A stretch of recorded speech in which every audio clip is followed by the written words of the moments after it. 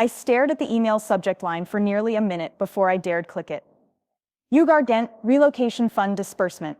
My heart thudded as I scrolled, line after line of legalese, numbers, and deadlines, and then, in unambiguous red font, the sentence that made my stomach drop. All allocated relocation funds have been expended. I blinked. I read it, my mouth went dry. Those funds weren't a frivolous bonus. They were the very lifeline my husband Daniel and I had counted on. I'd traded my stable job in Seattle for a promotion in Boston.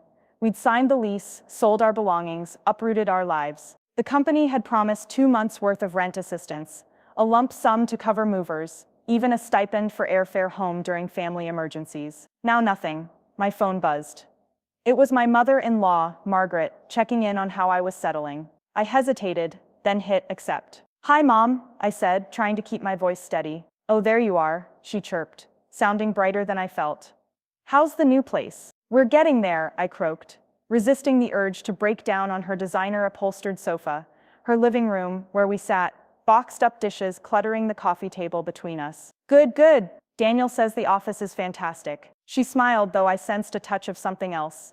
Anticipation, maybe. "Well, I just wanted to bring you a welcome gift. I baked your favorite lemon bars." I managed a smile. "You're so sweet." "Thanks." She extended a plate of glistening squares, dusted with powdered sugar. I took one and nibbled. It was perfect, buttery crust, tangy filling. A wafer-thin distraction from my mounting panic. The company's explanation email had referenced an internal audit of our division's relocation budget. They'd found unauthorized expenditures and accounting irregularities. From what I could piece together, someone had siphoned off funds, someone with high-level access. I cleared my throat. "Mom, about that relocation email." Her expression fluttered.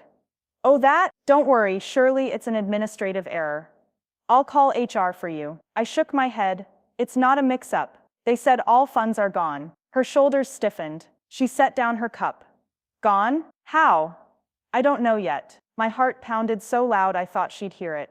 "They're investigating, but until they clear things up, they won't release any money." She blinked, eyes wide, then looked away. The laughter in her eyes died. For a moment, neither of us spoke. Then she brightened again, as if someone had flicked a switch. "Don't fret, dear. Once they realize you're an asset to the team, the money will come." I studied her pearl necklace, designer cardigan. She looked calm, untouchable. But I knew she wasn't my ally here. She and Daniel had strong ties to the office. Her husband, my father-in-law, was on the board, and she'd long been the squeaky wheel influencing family-friendly policies. If pettiness had a face, it was hers. Later that day, I found Daniel in our half-unpacked living room, wrestling with a kitchen drawer. "Hey," I said, dropping onto the armchair. "We have a problem." He frowned, wiping his hands. "What's up?" I showed him the email on my phone. His face went pale. "What? They can't do that. They say the money's gone." He sank onto the couch. "This has to be a mistake. I'll call HR." I shook my head. "They're already swamped with the audit. They said any questions have to go through the investigation team." He ran a hand through his hair. "Who else has access to that fund? Besides the finance director?" I hesitated. "My mom, your mom." Daniel's eyes flickered. "Mom? Are you serious?" I nodded.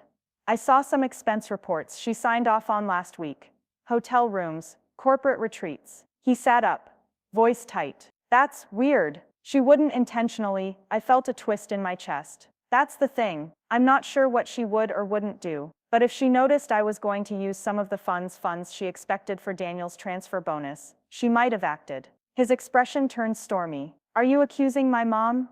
"I'm not sure yet, but we can't rule it out." We fell silent, both staring at walls, strewn with bubble wrap and packing tape. Our honeymoon suite, the futon mattress and cardboard boxes, had become an interrogation room. That evening, I stayed up late, sifting through bank statements, expense logs, and internal memos I managed to find in my inbox. Every so often, I'd hear the click of our front door, Daniel coming home from the office. He'd peer in, exhausted, and I'd force a tired smile. By midnight, I had a theory. Someone had billed the relocation fund for an off-site leadership retreat in Bermuda, hotel suites, spa treatments, private yacht charters. Whoever approved those charges had full sign-off authority. And that signature block belonged to my mother-in-law. I texted Daniel, "We need to talk." "Urgent," he replied within seconds. "Be there in 10. When he walked in, I presented my findings. "Look at this, Dan," I said, showing him a spreadsheet I'd imported from my phone. 4 suites for 5 nights, 8 couples, at $900 a night. That alone is $144,000. His jaw clenched.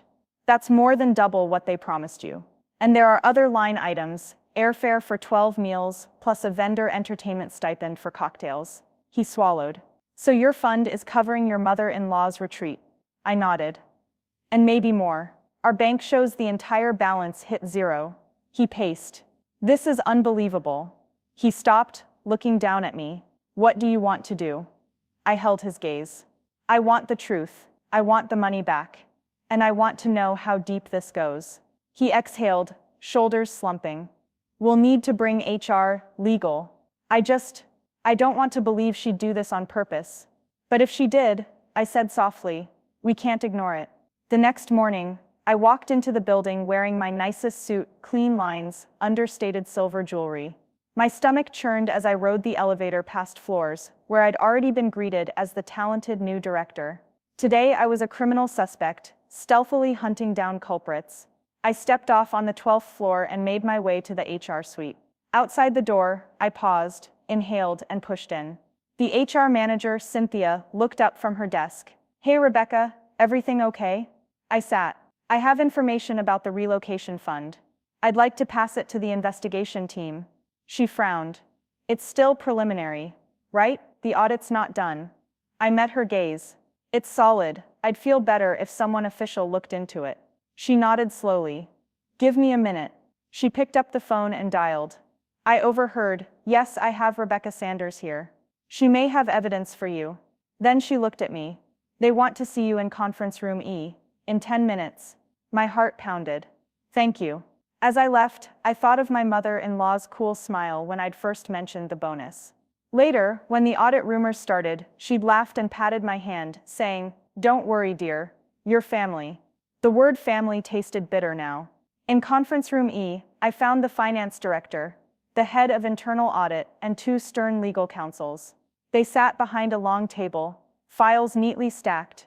I took a seat opposite them, set my phone and notes on the table, and felt their eyes flick from me to each other. The finance director, a gray-haired man named Wallace, cleared his throat. "Miss Sanders, thank you for coming. We understand you have some concerns." I nodded. "I do. I've traced the relocation fund balance to zero. There are multiple charges for a leadership retreat in Bermuda, including hotel and yacht expenses. The approval signature matches that of one of the company's authorized signatories." Wallace's brow furrowed. "That's a serious allegation. Do you have documentation?" I slid a folder across. "Expense reports, credit memos, the signature block. I've highlighted the relevant entries." The head auditor, a sharp woman named Patel, examined the folder. "This is thorough. How did you come by these documents?" "I work here," I said quietly. "They were in my inbox, part of the relocation packet.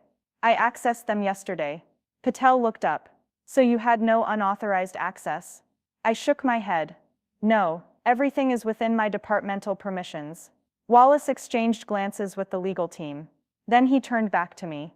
"Miss Sanders, if these charges are legitimate, the company may have grounds to recover funds.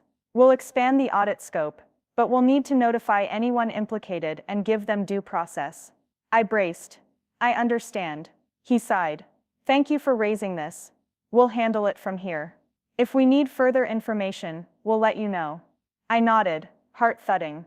I left the room and rode the elevator down, breathing a sigh of relief mixed with dread. The investigation was underway. My evidence would trigger interviews, perhaps suspensions.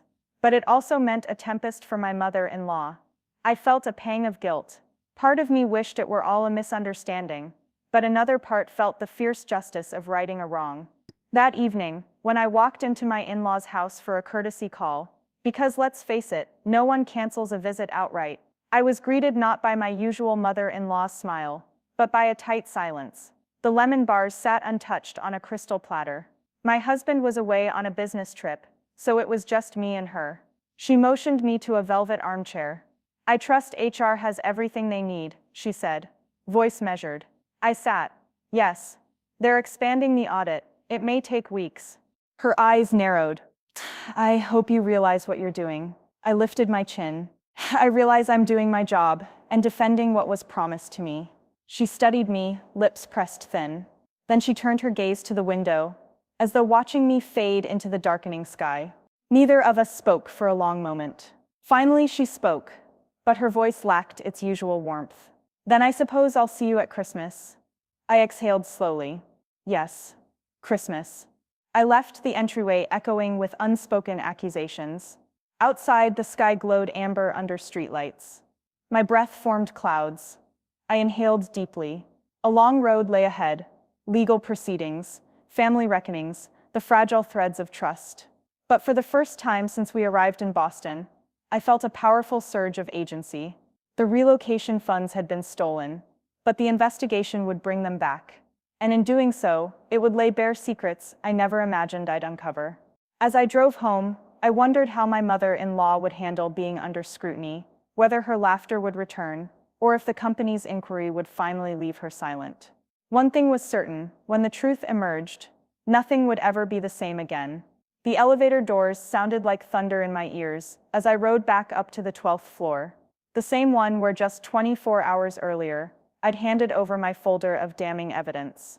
My hands hovered over the polished stainless steel walls, fingertips pressing grooves into the cool metal. By the time the doors opened, I was a tight knot of adrenaline and apprehension. I didn't know yet whether the audit would vindicate me, or else reveal half-truths that would shatter my marriage and career.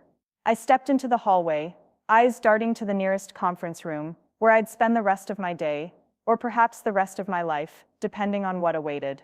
I'd been summoned back for a follow-up with the investigation leads: Wallace, the finance director, Patel, the auditor, and now two new faces, a somber woman from legal and a fresh-faced HR representative. "Please, have a seat," Wallace said, motioning to a chair. His voice lacked its earlier warmth. Today he sounded wary. I sat, clutching my purse on my lap, as if it were a lifeboat. Patel sorted through her notes. "Miss Sanders, thank you for coming again. We've completed the preliminary review of your documentation. The Bermuda charges you identified are legitimate. We've also uncovered additional anomalies tied to your relocation fund account." My throat went dry. "Additional?" I echoed. Patel nodded grimly. "We found unexplained payments to two shell corporations that appear to be associated with the finance department. One is billed as office maintenance and the other as executive hospitality. Together, they total almost $50,000. My heart thundered. So someone's been looting the relocation budget for months. Wallace cleared his throat. "It appears that way, and the audit trail points to approvals signed off under your mother-in-law's authorization code." A hot flush spread through me. I wondered if I should excuse myself, run down the hallway, burst into Daniel's office, collapse in his arms. But I held still, steeling myself. "Miss Sanders," the legal counsel said, voice clipped, "we need to notify Miss Fitzgerald, the shell company contact." And Miss Fitzgerald, his eyebrow rose, Margaret Fitzgerald. "She's entitled to respond to these findings. Once she does, we can determine disciplinary or legal action." He laid a folder before me. "We'd like you to review the summary and confirm your allegations in writing." I flipped open the folder. There it was, a timeline of charges, red highlighted names, dates, dollar amounts. Next to each major charge was a scrawled note. "Approved by MF" beneath it. In a separate section, the shell accounts. I felt bile rise. "I can do that," I whispered, though my voice shook. "Thank you," Wallace said. "We'll pause further action until Miss Fitzgerald responds. In the meantime, please continue your work as normal. This is strictly confidential." I nodded, rising. My legs felt like jelly. As I left the room, Patel caught my eye and offered a small, sympathetic smile. It felt like the first genuine human gesture I'd seen all day. My rounds that afternoon in the relocation office felt surreal, colleagues passing me in the hallway with polite nods, oblivious to the storm brewing behind closed doors. I plugged away at follow-up emails, kept my expression neutral, but inside I felt unmoored. By the time 5 p.m. rolled around, I was drowning in fatigue. I made my way down to the parking garage, sliding into my car and letting the engine rumble to life. I fished out my phone and dialed Daniel. "Hey," he answered, voice low. "How are you holding up?" Exhaustion cracked me. "They're moving forward with the investigation," I said into the steering wheel. It's official, they found shell company charges too. All traced to Mom's code. There was a long silence. I could almost hear the cogs turning in his mind. Finally, I'll drive over there. I want to be with you when they question her. I pressed my forehead against the steering wheel. Thank you, I whispered. I need you. I'll be there in 20. I exhaled, tears I'd been holding back splashing down my cheeks. I love you, I said, voice ragged. I love you too, he replied. We'll get through this. The next morning, my inbox pinged with an invitation to a special review meeting scheduled for that afternoon. The location, the large boardroom on the executive floor. My stomach sank as I reviewed the invite. My name appeared side by side with Margaret Fitzgerald's. I clicked on the calendar. There was a sub-invite for Daniel to attend as my support representative. A part of me wanted to race out the front door, jump on the nearest flight back to Seattle. But I stayed, steeling myself to face my mother-in-law and the company brass in one fell swoop. That afternoon, I sat at the boardroom's long, lacquered table. On one side faced the senior leadership team, the CEO Whitfield, arms folded, Wallace Patel, and the grim legal counsel. On my side sat Daniel, stone-faced, and across the table, Margaret Fitzgerald, my mother-in-law, her posture rigid, mask of composure firmly in place. Thank you both for coming, the CEO began. His voice boomed in the silence, then he leveled his gaze at Margaret. Miss Fitzgerald, we have evidence that between January and May, you authorized relocation fund expenses totaling nearly $270,000. This includes the Bermuda retreat, shell company charges, and several high-end equipment purchases coded as office maintenance. How do you respond? Margaret's hand tightened around her purse. For a moment she looked stunned, her previous confidence evaporated. Then she lifted her chin, voice brittle. I have no idea what you're talking about. Wallace cleared his throat. Here are the documents, he said, sliding the folder across. Signed by you, approved under your code. I watched her eyes flick to each page, then to her signature block, as though expecting someone to have forged it. She stared at her own handwriting. How? She whispered. Patel interjected quietly. The shell companies were set up by your financial advisor, Robert Carlyle, who you recommended. He billed services through those entities. Margaret's face blanched. Robert wouldn't do that. Her voice cracked. He's family. Daniel leaned forward, voice tight. Mom, are you saying you never saw those invoices? He reached out, but hesitated when she stiffened. She pressed her lips together, tears brimming. I trusted him to handle the details. I signed off without reading every line. But I never intended to misuse those funds. Her admission hung in the air like a wounded animal's whine. The CEO folded his arms. Miss Fitzgerald, ignorance is no defense. You're a senior stakeholder. You knew these were relocation funds intended for transferring employees like Miss Sanders. This is a breach of trust and policy. Legal counsel cleared his throat. We have two options. One, we recoup the full amount via a legal settlement or direct reimbursement. Two, we place you on administrative leave pending further criminal investigation. In either case, the company will adjust Miss Sanders's relocation fund disbursement to cover the shortfall. Margaret's lips trembled. She looked at me, eyes rimmed red. For the first time since our move, I saw vulnerability replace her usual steely confidence. My heart twisted. Daniel exhaled. I think we should settle this internally, he said, voice firm. Mom will reimburse the company from her personal assets, and she'll sign a binding agreement to never hold a corporate sign-off again. Margaret closed her eyes, nodded slowly. Yes, I will. I never meant. I'm so sorry, Rebecca. I swallowed past a lump. Thank you, I said softly. I just want what was promised to me. CEO Whitfield nodded. Then let us draft the settlement. Once the funds are returned, we'll finalize your relocation assistance. Miss Sanders, you'll have your full allotment. We apologize for the delay, I exhaled, relief and pity mingling. My mother-in-law wiped her tears, looked at me with a broken, apologetic expression. In the weeks that followed, the settlement was signed, checks were cut, and the audit report was filed away in the company archives. I finally received my full relocation stipend, funds to cover the next 3 months' rent, movers' final invoices, travel stipends. The weight of uncertainty lifted, leaving me exhausted but grateful. But the fallout wasn't over. Margaret withdrew from company social events. Her name quietly scrubbed from the family friends' dinner lists. At the first office holiday party, her seat at the head table stood conspicuously empty. The finance director delivered a carefully worded presentation on strengthening internal controls, and the shell companies were dissolved. Nobody mentioned her by name. Privately, whispers circulated. That was quite a scandal. Hope she learned her lesson. At home, Daniel and I faced our own reckoning. He apologized for doubting me at first. I forgave him for that precious moment of hesitation. We sat at our newly furnished dining table, boxes gone, paintings on the walls, drinking wine and talking long into the night. "I'm sorry you had to go through that," he said, voice low. "I should have trusted your instincts from the start." I reached across the table and took his hand. "We're in this together," I said. "We signed up for a new life, and sometimes it's messy, but we made it through." He squeezed my hand, eyes bright. "Here's to us and no more shell company retreats." I laughed, agreed. At the next family gathering, a modest Easter brunch, I sat between Daniel and Margaret at my childhood home's long picnic table. The plate in front of me held eggs, quiche, fresh fruit. Above us, the sky was a brilliant blue. Margaret hesitated, then placed her hand over mine.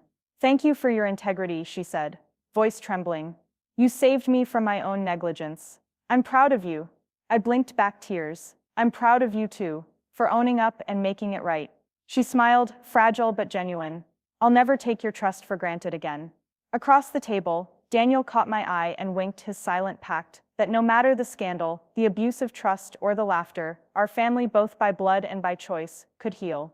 As I raised my glass in a tentative toast to transparency, forgiveness, and the promise of new beginnings, I felt the warm breeze on my face and the solid comfort of being exactly where I belonged.